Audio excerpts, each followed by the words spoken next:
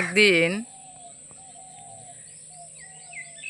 ফতমারে গাল দিত মাওলা আলী, পাটানির জাত কয়া গাল বাড়ত।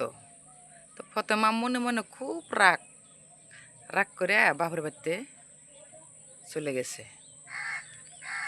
তো বাপে দেহা কইছে যে মা তুমি এত সাত সকালে আইলা। হ বাবা, তোমার জামাই না আমার পাটানি জাত করে গাল দিছে, এই গালটা আমার সহ্য নাই, এই জন্য আমি বাড়িতে এসে পড়ছি। তো কইছে তোমার আগে খড়ি কাটার বউ জান্নাতে যাব। তখন মেয়ে কইছে বাবা এত বড় কথা, আমি হইলাম সাল্লাল্লাহু আলাইহি সাল্লামের মেয়ে, আমি হইলাম ফতেমা, বিশ্ব ফতেমা, আর আমার আগে খড়ি কাটার বউ জান্নাতে যাব, এত বড় কথা কইলেন আপনি? কহ মা, কারণ তুমি ফতেমা হইলে কি হব, তোমার ওয়েটটা কম, ওজনটা কম, আর তুমি একদিন যাও, তুমি খড়ি কাটার বউর দৃশ্যগুলা কর্মগুলা তুমি দেখে আইসো গা। তারপর কইছে যে বাবা খড়ি কাটার বউ কেরা, কোন জায়গায় থাকে? কমক জায়গায় থাকে, তুমি হেনে যাও। যখন গেছে তখন দরজা ঠকঠকাইছে, তখন কইছে আপনি কেরা? কইছে যে আমি ফতেমা।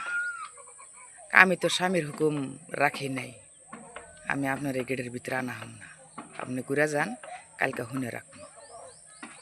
তারপরের দিন ফেরা আইছে, ফেরে আসার পরে ডাক দিছে, ডাক দেওয়ার পরে কইছে যে আপনার হাতে আরো কেরা আছে? আমার হাসেন আছে, আজকে ঘুরে যান গা। তারপরের দিন ফেরা আইছে, হোসেনে খাতা করে নিয়ে আইছে, হোসেনে খাতা করে নিয়ে আইছে, দরজা ঠকঠকাইছে, কইছে যে আপনি আজকে কেরা কেরা আইছেন? কইছে যে আমরা তিনজন আইছি, হাসান আইছে, হোসেন আইছে, আমি আইছি, তিনজন। তা আজকে হবো না, আজকেও যান ঘুরে। তারপরের দিন খড়ি কাটার বউ স্বামীরে জিজ্ঞাসা করছে যে অমুকে আইছিল, আমি তো ঢুকবার দিই নেই, আপনার কাছে হুকুম রাখিনি। কাহে সে বিশ্ব মা তিনবার এসে ঘুরে গেছে, তারপরও তুমি তাক বাড়ির ভিতরে আনো নাই, কি করছা বেটা? কালকে আইলে বাড়ির ভিতরে আই না, কি কয় কতটা হইল। তারপরের দিন ফেরা আইছে যখন, তখন ডাক দিছে, ডাক দেওয়ার পরে সিঙ্গার কোনো জিজ্ঞাসাপাতি করে নেই, ঘরের ভিতরে নিয়ে এসে বাড়ির ভিতরে নিয়ে এসে নিয়ে আসার পরে খাইবার টাইবার দিছে, পেশাল টেশাল পারছে। তারপরে ফতেমা জিজ্ঞাসা করছে যে এনে এক বদনি পানি দেখলাম, একটা নাটি দেখলাম, আর রশি দেখলাম, এটা কিসের নিগার থুইছেন এনে?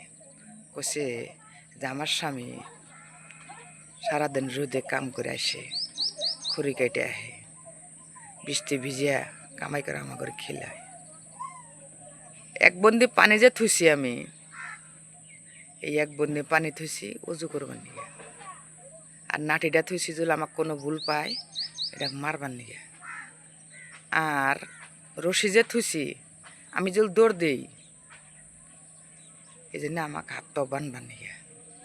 তা আমার স্বামী এত কষ্ট করে আমাগর জন্যে, আমাগর বহুত অভাব, এই অভাবের জন্যে আমার স্বামী এত কষ্ট করে, তারপরেও আমি চাই যে আমার স্বামীর যখন যা কব আমাকে যে হালে রাখবো আমি ওই হালে থাকবো।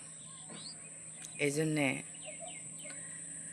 আমি আর কি কমো, আপনি এলো জগতের ফতেমা, আপনার তো কিছু কবার আমারও অকাত নাই, তারপরেও যতটুকু আমার সমর্থ হইল আপনারে কইলাম।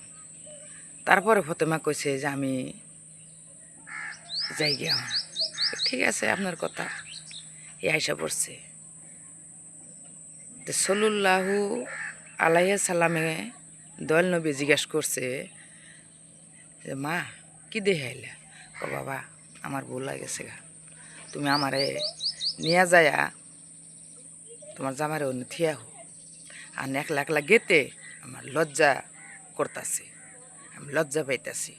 বাবা তুমি নিয়া থিয়া হো আমারে। ঠিক আছে বাড়াও। নিয়া থিয়া আইসে।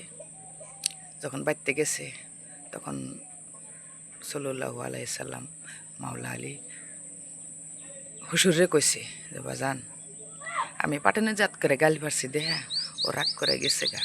আমার এত অভাবের সংসার, কত সময় কোন মেগাছে থাকি আমি, ও আমার কথাগুলো বোঝে না। ও আর কিছু একটা কইলে খুব রাগ করে। তখন কইছে বাবা ও তো বুঝে নাই, আমি খড়িকাটার ওইখানে আমি ওকে পাঠাইছিলাম, ও দিয়ে আইসে, এখন আর অবাক করবো না বাবা, তোমরা মিলে জেলে থাকো, যা হয়েছে হয়েছে। তার বাদে রান্দাবাড়ি করছে, প্রথমে রান্দাবাড়ি করছে, বাপেরে খিলাইছে, খিলান পরে বাপে আইয়া পড়ছে। আর মেয়ারে কয়েছে বাবা আসলে তোমরা পাটনের জাত, পাটনের জাত দেয় তোমাকে পাটনের জাত করে গাইল পড়ছে, তোমাকে জাতটাই পাটনের জাত। এটা খারাপ গাইল না, এটা ভালো গাইল। কয়টা থুয়া বাপে এসে পড়ছে। তো দর্শক, আমরা তো দর্শককে জ্ঞান দেবার আমাদের শক্তি নাই, তারপরও চেষ্টা করি যে কোন কথাটা কোনের থেকে যায় একটু মিলান যায়, ভালো লাগে, দর্শকদের একটু শোনামো, এই জন্যে চেষ্টা করি। আর আমি আর কি কম, আমি অত বুঝিও না, তারপরও মনে যখন যেটা চাই সেটাই আমি হতে ফেসবুকে ইউটিউবে বস্তুগুলা দিবার চেষ্টা করি, আপনাকে শোনাবার আমি চেষ্টা করি। তা আপনাকে কীরকম লাগছে কথাটা আমাকে কমেন্টে শেয়ারে আপনারা জানাবেন। আসসালামু আলাইকুম।